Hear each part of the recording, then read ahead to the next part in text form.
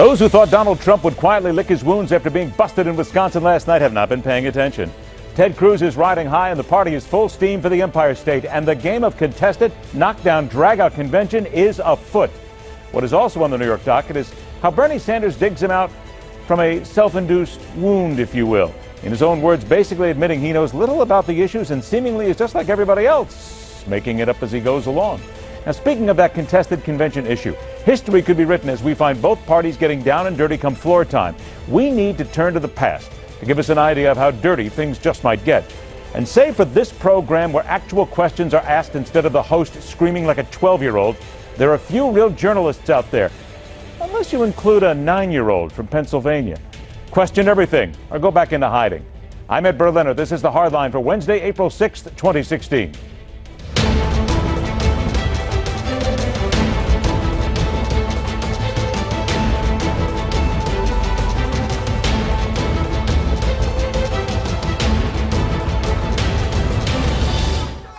God bless the great state of Wisconsin. We won in Wisconsin. Tonight is a turning point. It is a rallying cry. Young people are standing up and they're saying, we have a choice, a real choice. democracy is not a complicated process. Together, we will win a majority of the delegates. We will win in November. We will beat Hillary Clinton. And I don't want her to get more nervous. Hillary, get ready. Here we come. All right, let's drop the gloves and stop the nonsense, shall we? The Republican Party is heading toward a contested convention. Wait. Let's put this into even simpler terms. By the time the GOP reaches Cleveland, they will be choosing sides, slapping on the gloves from 12 to 18 ounces, and someone will be bringing a bell to keep the corner and keep everybody in order. It's happening. Almost no one can stop it. And Republicans need to embrace the chaos and be ready right now for what is to come, because by the time everybody does get to Cleveland, it's going to be too late to make the decisions then.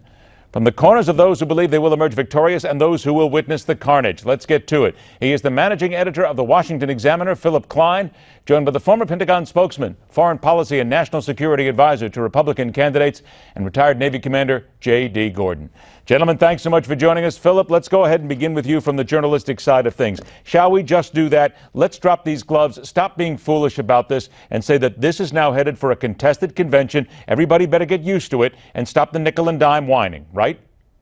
Yeah, well, I think that it's very much more likely that it would head to a contested convention after yesterday. But I think one thing that is worth stating is that Wisconsin going Cruz was one of the scenarios that had to happen for there to be a contested convention. But it does not guarantee a contested convention.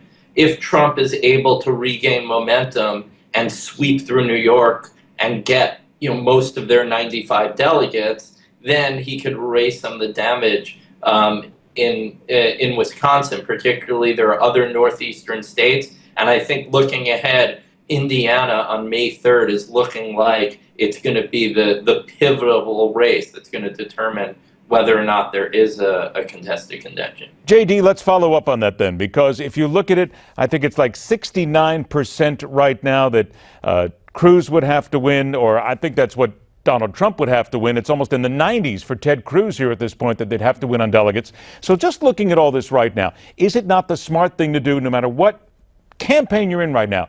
Cruz, Trump, Kasich, whatever. Get ready and be prepared for the contested convention. You can start saying all you want, whine all you want, but if it happens, you better be prepped. Ed, it's great to see you. Well, I think everybody's got to be prepared for whatever's going to happen in Cleveland. But, Mr. Trump is still very strong. He's ahead of Mr. Cruz, Senator Cruz, by over a couple hundred delegates already. He looks very good in the polls going into New York. I think he's going to do very well there. I think Wisconsin was almost a little bit of an anomaly in some ways because Governor Walker is very strong there. They have a very organized Republican machine there.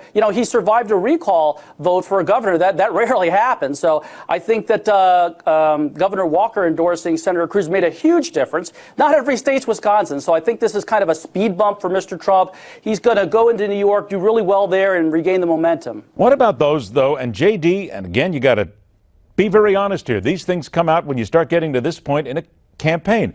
They say that Donald Trump he's got to put another $20 million in this. Maybe he doesn't have the heart for it at this point. He's got to put more money into this. And quite frankly, there's people saying that, has he ever really considered becoming president of the United States and having to work that hard, that maybe he just knows that he's just running for his ego? I mean, it's still out there, JD. Yeah, I think we have to just knock down those rumors. You know, I was a senior staff on 2 presidential campaigns for Herman Cain and Governor Mike Huckabee. They both wanted to be president, too. They knew what it takes. And you know what? It's very much a gotcha game. You're going to have naysayers coming out of the woodwork, both from the Republican establishment and the Democrat establishment against Mr. Trump. But also you have the liberal media trying to slash his tires at every single opportunity. It's very much a gotcha game. All right, now let's go ahead and talk about Ted Cruz a little bit and bring Donald Trump back into this. This one's coming up for you, Phil. Here we go. Donald Trump's campaign, after the Wisconsin loss, issued a statement. It was not very nice to Ted Cruz. It said a couple of things in here. He's worse than a puppet. He's a Trojan horse, used by the party, steal the nomination from Mr. Trump. Philip, I'm going to play both sides of this, and here comes that other side that maybe the Cruz supporters don't want to hear. Is it just possible that Donald Trump is right? That the people who are in charge of the RNC, they don't like Ted Cruz. His peers don't like him. They don't want him elected. So all they're going to do is just keep playing him just to make sure that they can damage Donald Trump. Well, I mean, I think there's no doubt that for people that want to stop Trump right now, Ted Cruz is the only game in town. And a lot of establishment Republicans who don't like Ted Cruz are certainly having to wake up with that. But does that say, though, and here's the big thing, though, Philip, does it not say, though, that they're using him at this point? They're just going to use him to get to the convention, knock down Donald Trump, and go from there. Isn't that an honest fear? I mean, it's possible that they could do that. However, I think that Ted Cruz has shown a lot of tactical smarts in making sure that the delegates that are going to Cleveland are going to stay loyal to them. And so a lot of it is going to come down to this ground game and trying to go to these conventions where they actually, I mean, it's an important thing to remember when you see all of these delegate numbers that are touted about. Those are how the delegates are allocated on the first ballot in a convention under the rules of governing those states. However, only roughly 10% of the actual human beings who are going to represent those delegations in Cleveland have been selected. So right now the campaigns are working like hell to ensure that the delegates that get sent to Cleveland are going to be loyal to them. And Cruz has shown that he has a lot of prowess in that area. So I think that there's this sort of idea that, oh, well, it gets to a contested convention and then Reince Priebus and a bunch of people sit around in a smoke-filled room and choose the nominee. Well, it's not true because people are going to elect delegates to the convention in state conventions. And the campaigns that are running are going to be the ones that have the presence that Well, but let's remember, too, that Reince Priebus said the party is choosing a nominee. He came out and said this flat out. And I'd also like to add that in that Trump statement, which was, characteristically ungracious, he also made the ludicrous charge without evidence that Ted Cruz was violating campaign laws by coordinating with a super PAC. And Okay, let's stop there because I've only got a couple of minutes here and I want to make sure to get this in. JD, let me bring you in on this. I got to bring JD on this because as someone then who follows behind the Trump banner here. All right, JD, isn't it time for Donald Trump just to stop this nonsense here, really? Okay, if you have evidence, throw the evidence out there. Let's put somebody in jail. Let's put him in the orange jumpsuit, if you will.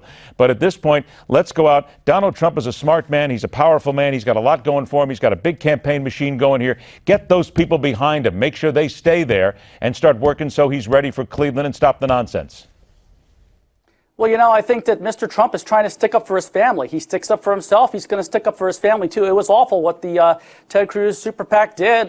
No, wait a minute. JD, with all due respect, let's get past that. JD, really, please, let's get past that because that's old news at this point. Let's just talk and move forward here, if we will, that this is about making sure that you stop making baseless allegations and go after the nomination. Yes?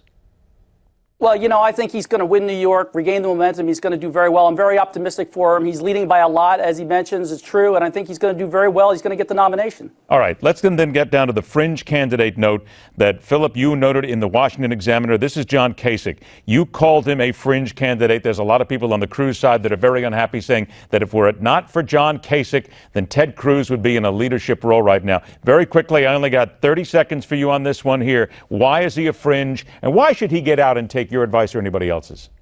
I mean, I don't care if he gets out. My only point was, as a journalist, saying it's ridiculous. He's lost 31 out of 32 states. He was supposed to win in the Midwest. He's lost everywhere in the Midwest except Ohio, his home state. And not only is he losing, he's losing by massive margins. I calculated that he's lost by an average of 30 points everywhere. So it's not just, oh, well, he came in second place. In Utah, he came in second place by 52 points. In New Hampshire, he lost to Trump by 20 points.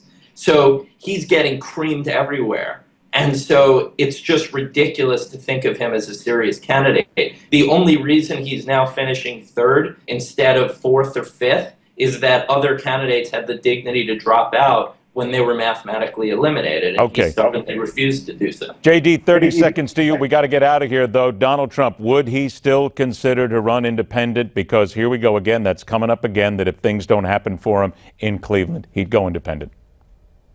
I don't want to get into that. I can tell you, I met with him last week. We had a meeting of our national security team. He's laser focused on putting America first, and I think he's going to get the nomination. I think he's going to go on to win in November. But do you think he'd go independent if he had to?